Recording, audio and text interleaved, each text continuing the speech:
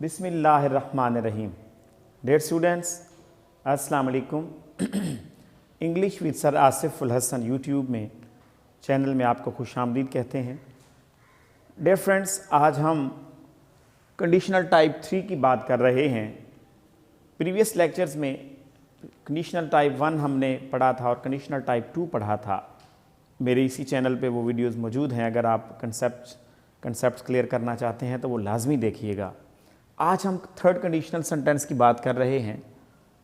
Third conditional sentence मैंने definition भी लिखी। Third conditional sentence refer to the past. Third conditional sentence में हम पास्ट के साथ हवाला देते हैं। वो सिचुएशन जो हमारे साथ माजी में हुआ था उसके रेफर करते हैं और फिर वी स्पेकुलेट, हम स्पेकुलेशन करते हैं, हम आइडिया लगाते हैं अबाउट सिचुएशन दैट हैपेंड और did not happen in the past. यानी माजी में चाहे वो हमारा वो काम हुआ था या नहीं हुआ था, हम स्पेकुलेट करते हैं पास में जाके। जैसे एक एग्जांपल्स हम पढ़ते हैं, if he had not return, अगर वो वापस ना आता, मतलब पास की बात हो रही है, पास परफेक्ट टेंस यूज हुआ had plus third form, had और थर्ड फॉर्म। अगर वो वापस नहीं आता, I would have gladly laid down my life for him, तो मैं उसके लिए अपनी जान कुर्बान करने के लिए खुशी से तैयार हो जाऊंगा। मतलब कहने का ये है कि पास के साथ स्पेकुलेट किया गया है। अब ये तो थी डेफिनेशन की हद तक, मगर हमने तो स्ट्रक्चर पढ़ना है, क्योंकि हमारे सिलेबस में एमसीक्यूज फॉर्म में जब ये आते हैं तो हमने पहचानना है कि थर्ड कंडीशनल सेंटेंस कौन से होते हैं। तो डियर फ्रेंड्स, सबसे आसान तरीका 2 क्लॉजेज पर मुश्तमिल ये सेंटेंस होता है। इफ़ क्लॉज होता है और एक होता है जी मेन क्लॉज। मेन क्लॉज को हम इंडिपेंडेंट क्लॉज भी कहते हैं और इफ क्लॉज को आप सबऑर्डिनेट या डिपेंडेंट क्लॉज भी कहते हो। अब एक पोर्शन में फर्ज करें इफ क्लॉज है, इधर अगर थर्ड फॉर्म के साथ हैड प्लस वर्ब की थर्ड फॉर्म यूज की गई है, तो ये अंडरस्टूड है कि थर्ड कंडीशनल टाइप के अंदर आगे would have third form use होगी।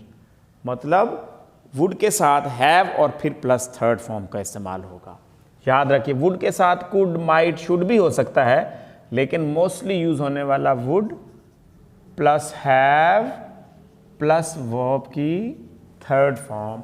तो ये थर्ड कंडीशनल की सबसे बड़ी निशानी होती है कि एक इफ क्लॉज है, फर्ज करें इफ क्लॉज के अंदर अगर हैड प्लस वर्ब की थर्ड फॉर्म है, तो जो मेन क्लॉज होगा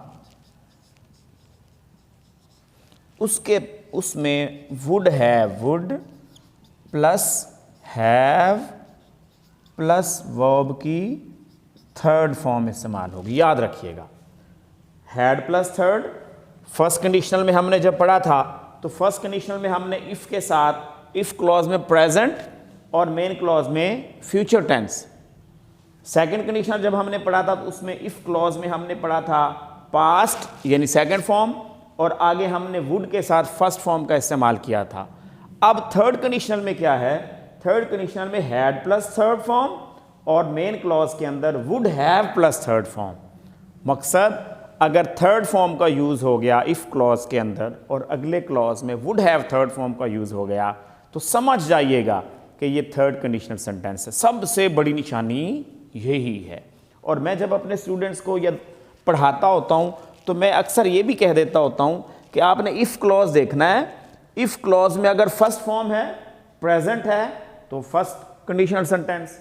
अगर इफ़ क्लॉज के अंदर सेकंड या पास्ट फॉर्म है तो सेकंड कंडीशनल सेंटेंस, और अगर हैड प्लस थर्ड फॉर्म है तो थर्ड कंडीशनल सेंटेंस। यानी एक ही क्लॉज से भी आपको पता चल जाता है कि ये फर्स्ट कंडीशनल है, सेकंड है या थर्ड है। हाँ, अगर आपने सही तरह देखना है तो आगे भी देखो। इफ क्लॉज में अगर प्रेजेंट है और आगे फ्यूचर है तो फिर फर्स्ट, अगर इधर पास्ट है सेकंड फॉर्म है और आगे वुड के साथ फर्स्ट फॉर्म का इस्तेमाल है इन्फिनेटिव साथ, तो समझ जाइएगा सेकंड क्लॉज सेकंड टाइप है जी कंडीशनल की। और अगर इफ क्लॉज के अंदर हैड प्लस वर्ब की थर्ड फॉर्म और मेन क्लॉज में वुड हैव प्लस वर्ब की थर्ड फॉर्म है, तो समझ जाइएगा कि वो थर्ड कंडीशनल सेंटेंस होगा। डियर स्टूडेंट्स, अब हम नेक्स्ट एग्जाम्पल की तरफ चलते हैं। यहाँ पे भी देखिएगा if she had gone, had के साथ वर्ब की थर्ड फॉर्म है। If she had gone to art school, इसको मैं चले सर्कल एक कॉमे के अंदर देता हूँ, इन्वर्टेड सॉरी ब्रैकेट्स के अंदर। अब इस ब्रैकेट में इफ़ क्लॉज है, यहाँ पे देखिएगा हैड के साथ थर्ड फॉर्म। आगे ये सेपरेशन कॉमा होता है जब भी कोई डिपेंडेंस क्लॉज शुरू में आए और इंडिपेंडेंट क्लॉज बाद में आए तो सेपरेशन के लिए एक कॉमा इस्तेमाल किया जाता है। और अगर इंडिपेंडेंट शुरू में आ जाए, जैसे कि ये 5 और 6 सेंटेंस की एग्जांपल है ये, तो वी वुड हैव कम। अब यहाँ पे मैंने कोई कॉमा नहीं दिया, क्यों? क्योंकि मेन क्लॉज हमारा इंडिपेंडेंट क्लॉज शुरू में और इफ क्लॉज बाद में आ गया। अगर कोई भी सेंटेंस में डिपेंडेंट क्लॉज से शुरू होगा कोई भी क्लॉज, तो उसके बाद मेन क्लॉज से पहले हम सेपरेशन के लिए कॉमा लगाते होते हैं, इसलिए लगा हुआ है। अच्छा जी, इधर हैड प्लस थर्ड। आगे देखिएगा जो सेकंड क्लॉज है इसको भी मैं ब्रैकेट्स में देता हूं। यहां पे देखिएगा would have become, third form. Would plus have plus become, became, become, third form भी यही होती है, फर्स्ट भी यही बिकम। अब एक पोर्शन में अगर हैड प्लस थर्ड फॉर्म और आगे would have plus third form है तो अंडरस्टूड है ये थर्ड टाइप का कंडीशनल सेंटेंस है। आगे चलते हैं, if he had worked hard. अब हैड वर्कड हार्ड, इसको ब्रैकेट आउट करते हैं हम, हैड के साथ थर्ड फॉर्म और हार्ड तो और चीज़ है। इफ़ ही हैड, अब देखिए sorry, if he worked hard, हाँ जी, वर्कड थर्ड फॉर्म वर्कड आया हुआ है।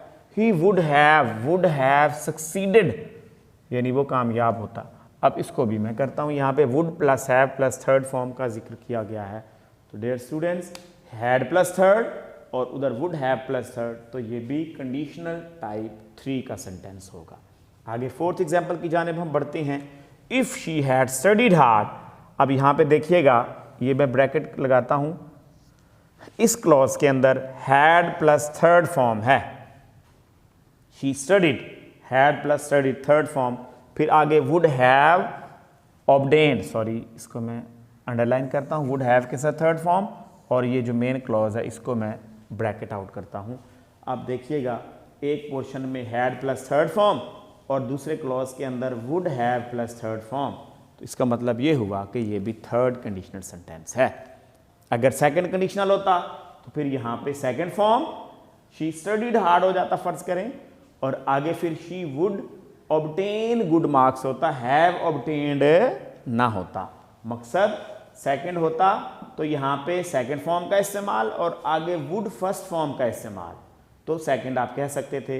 अगर फर्स्ट होता तो यहाँ पे प्रेजेंट शी स्टडी हार्ड फर्ज करें, इफ़ शी स्टडी हार्ड, अब इफ़ के साथ फर्स्ट फॉर्म लगती है यहाँ पे, और आगे फिर शी विल सक्सीड, यानी फर्स्ट फ्यूचर का इस्तेमाल होता, फर्स्ट फॉर्म विद विल या शैल।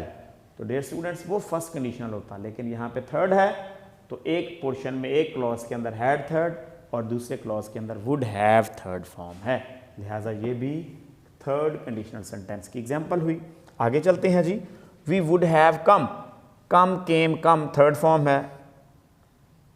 अब यहाँ पे देखिएगा ये मेन क्लॉज शुरू में आ गया, मेन क्लॉज शुरू में आ गया, तो वुड हैव का इस्तेमाल एक क्लॉज के अंदर, यानी वही चीज़ है, यानी ये उठा के अगर मैं इधर करूँ और ये उधर कर दूँ तो वही चीज़ बनती है। पहले मैंने मेन क्लॉज लिख दिया, बाद में इफ़ क्लॉज। अब मेन क्लॉज में वुड हैव थर्ड फॉर्म, देखिएगा वुड हैव थर्ड फॉर्म, और इफ़ क्लॉज में if we had been invited, if we had been invited, यानी पैसिव में बना दिया गया उसको, had been plus third form का इस्तेमाल करके, तो ये भी थर्ड कंडीशनल की ही एग्जाम्पल है। आगे भी मेन क्लॉज पहले आ गया, तो वुड हैव बीन, ये देखिएगा वुड हैव बीन, बीन भी बी की थर्ड फॉर्म होती है, be was been, be was been, और आगे दे हैड नॉट टेकन, ये थर्ड फॉर्म का इस्तेमाल है।